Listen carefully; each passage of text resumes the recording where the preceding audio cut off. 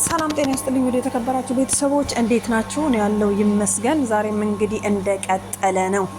ምን ዋትሉኝ መቼም አይደለ አብሬሽና የሩታ የሄርሜላ ነገር ማለት ነው።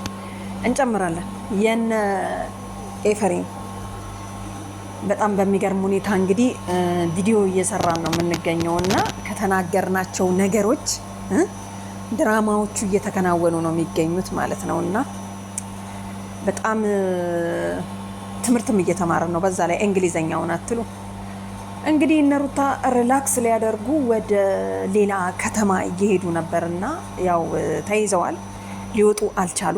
ምክንያቱም ትላንትና ዳኒ እና ቡዜ እንፈልግሃለን ብለው ቀጥረውት ስለነበረ ሩታ ልታሸሸው ሞክራለች ማለት ነው። ኤፍሬም እንግዲህ ሹፌር ነው። ዳኒ እንትና አብርሽ ለምንድን ነው መኪና መንዳት ያቃተው? ጤነኛ ከሆነ ለምን አይነዳም? ኤፍሬም ወንድም ከሆነ ለምንድን ነው አብሯቸው ምን ማለት ልበላችሁ አብሯቸው ምን እና እንትን ማለት የሚያስፈልገው? አብርሽ መንዳት ነበረበት። ሩታ ከጎን ነው መቀመጥ ያለባትና በጣም ለጥያቄዋ መልስ ደግሞ ሩታ ምንድን ያለችው? ይሄ ሁሉ ሻንጣ ምን ያደርጋል? ምን ያደርጋል? ሻንጣ መብዛት አይጠበቅበትም። ምክንያቱም አንድ ሁለት ሻንጣ ይበቃል እዚሁ ከተማ ከሆነ ሲላት ምንድን ያለችው? እኔ ልጅ ይዤ ነው የምሄደው፣ ባሌም አለ።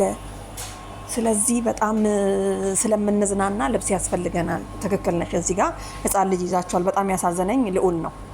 ምክንያቱም እሱ በምን እዳው ነው እንደዚህ የሚንገላታው? በምን እዳው እንደዚህ እንገላታ ማለት ነው። እና ባሏ ስለሆነ ነው ምናምን ነገር ሲላት የምን የተፋቱ ባልና ሚስቶች ነው ያለችው ሄርሜላ።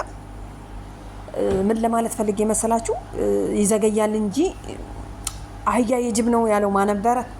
ልክ እንደዛ አይነት ነገር ነው አሁን እየተከናወነ ያለው። ምክንያቱም በቀልሻለሁ ተብሎ የተከራከሩት ነገር አንዱ ሊያሸንፍ ነው፣ ማን እንደሆነ ባናቅም ማለት ነው። እና እዚህ ጋር አሁን በምናየው ሩታ ምን አስፈራትና እንትናን አብርሽን ይዞ መጥፋት አስፈለገ?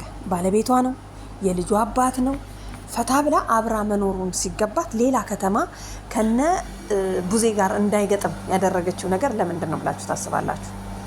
ዳኒንማ ኤፍሬም ወጥሮ ይዞታል ማለት ነው። አይመለከትህም። እነሱ ወንድምና ዴቭና ቡዜ እህትና ወንድም ስለሆኑ ነው። አንተ ግን ምናኛ ነክ ብለውታልና እንትና ዳኒ እንግዲህ እኔ ሙዜ ስለሆንኩኝ ነው ብሏል አይደል? ሙዜ ስለሆንኩኝ እንደ ወንድም ነው የማየው፣ ከእናንተ አልተናነሰም።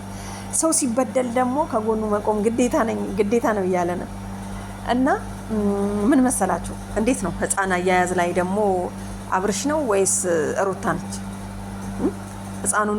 ህፃኑን ባያመጡት አይሻልም? ህፃኑንም ነገሩ ይዘው አይደለም የሚሄዱት። ከሀገር ሊወጡ ነው ሲባል እንግዲህ እነሱ ከሀገርም አልወጡም። ምክንያቱም ከሀገር መውጣት እንዲህ በአንድ ጊዜ ዘሎ መውጣት እንደማይቻል ስለሚያውቁ ሌላ ቦታ ነው መዝናናትን የፈለጉት። እንግዲህ ሄርሜላ እዚህ ጋር በጣም ተናዳለች። አበዛችሁት እኮ እኔ እኮ ዝም ስል ሞኛ አደረጋችሁኝ ነው እያለች ያለችው። ቡዜማ ኤፍሬምን አይኑን ልታወጣው ትንሽ ነው የቀራት። ለማንኛውም ቤተሰብ ምን ልላችሁ ፈልጌ መሰላችሁ? ልጁ በጣም ነው የሚያሳዝነው። አብርሽ ዞርም ተዟዟረም ሄርሜላ ጋር መግባቱ አይቀርም። ምክንያቱም ቡዜ ሄርሜላ ጋር ልትወስደው ሳይሆን ይዳድና ምርጫውን ይምረጥ ነው ያለችው። አያችሁ አይደለ? እኔም እንደዛ ነኝ።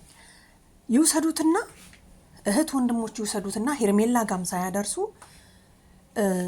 አብርሽን የሆነ ቦታ በቃ ሳይከራይስትም ይኸውና ማንም ሰው ይኸውና ማለት ነው። ከዛ በኋላ ምርጫውን ይመርጣል። አብርሽ አሁን ዝም ብሎ ፈዞ ነው ምን ይኸው ማለት ነው። ምክንያቱም ያው መሄድ እንዳለባቸው ለመዝናናት መሄድ እንዳለባቸው እየተናገረ ነበረ ማለት ነው። እና ስለዚህ መብታችን ነው አብርሽ አሁን መብታችን ነው ብሏል። ስለዚህ መሆን የለበትም። አብርሽ ዝም ብለህ እየቆምክ እንደዚህ እንደ በግ እየተነዳክ መሆን የለበትም። ምክንያቱም ጤናክን ያስፈልግሃል። በቃ ትላንትና እነ ዳኒ ቀጠሩክ፣ ሄድክና ነገርካት ለሩታ አንተ እዛ መሄድ የለብህም ማምለጥ አለብን አለችና ይዛህ ልታመልጥ ነበር ማለት ነው። በድብቅ የሚሆን ነገር የለም።